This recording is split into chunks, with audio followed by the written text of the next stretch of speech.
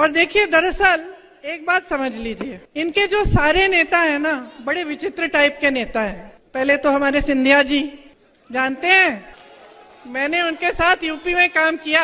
अब क्या है कि कद में थोड़े छोटे पड़ गए, लेकिन अहंकार में तो भाई वाह। जब हम काम कर रहे थे यूपी में काम कर रहे थे, तो देखो यूपी वालों की, तो हम भी यूपी के हैं, आदत है हम लोग शिकायत, गुस्सा, नाराजगी सब निकाल देते हैं। महाराज बोलने की आदत नहीं है।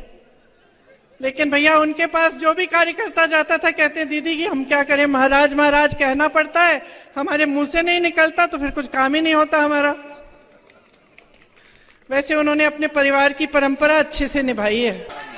विश्वासघात तो बहुतों ने किया है, लेकिन इन्होंने ग्वालियर और चंबा की जनता के साथ विश्वासघात किया है। आपके पीठ में छुरा भोंका है, बनी बनाई सरकार को गिरा दिया, और वो बनी बनाई सरकार आपकी थी, आपने वोट दिया था उसके लिए। और देखिए, दरअसल एक बात समझ लीजिए, इनके जो सारे नेता हैं ना, बड़े विचित्र टाइप के नेता हैं। पहले तो हमारे सिंधिया जी, जानते हैं, मैंने उनके साथ यूपी में काम किया। अब क्या है कि कद में थोड़े छोटे पड़ गए, लेकिन अहंकार में तो भाई वाह। जब हम काम कर रहे थे यूपी में काम कर रहे थे, तो देखो यूपी वालों की, तो हम भी यूपी के हैं, आदत है हम लोग शिकायत, गुस्सा, नाराजगी सब निकाल देते हैं। महाराज बोलने की आदत नहीं है।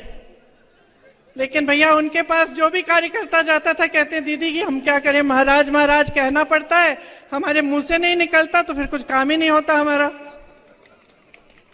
वैसे उन्होंने अपने परिवार की परंपरा अच्छे से निभाई है।